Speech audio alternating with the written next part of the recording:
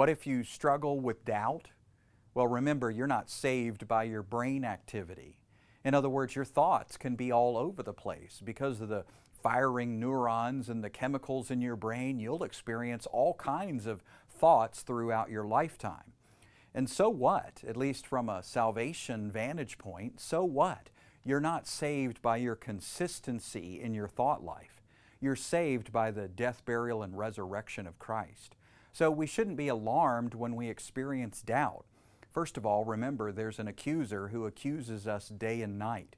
Secondly, let's remember what the new covenant is. It's not about you promising to have pure thoughts all the time. It's not about you promising to always have in your mind this permanent, firm belief every second of every day. No, your thoughts can be up and down and all around. We ride the roller coaster of the soul, and yet we worship God in spirit and in truth. There's a deeper place than your thought life. It's your human spirit where Christ dwells by faith. And you are a believer now by nature. Remember, your old self is gone and you're a new creation. You're a believer just by being in Him. He's given you a new heart, a believing heart. Ephesians chapter 6 says that you have an undying love for Jesus. That means you'll always believe. In fact, we read as Paul tells the young pastor Timothy, he says, even when we are faithless, in our performance, when we're experiencing doubt, even when we are faithless, He remains faithful. It goes on to say that He can't disown Himself, so He won't disown us. He lives in us, and He can't disown Himself, so He certainly won't let us go. He'll never leave us. He'll never forsake us, and nobody can snatch us out of His hand. So it's okay if you're experiencing doubt.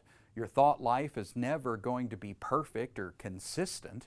I mean, that's just life on planet Earth. And at the end of the day, remember what the new covenant really is. It's God's promise to Himself. Because God could swear by no one greater, He swore by Himself so that you would be smack dab in the middle of a beautiful promise that God made to God. It's about God's faithfulness on one hand and God's faithfulness on the other. And all you can do is wake up every day and say, wow, and thank you. And that's what faith is. Faith says, wow, and thank you. But believing is not about an emotion. We walk by faith, not by sight. And our emotions are all over the place. And when we experience that, we can say, so what? God, you know me. You know every hair on my head. You know my heart. You know I'm a believer, no matter what I might be feeling right now. So don't let doubt cause doubt. Don't let doubt freak you out. Recognize that God has a hold on you and He'll never let you go.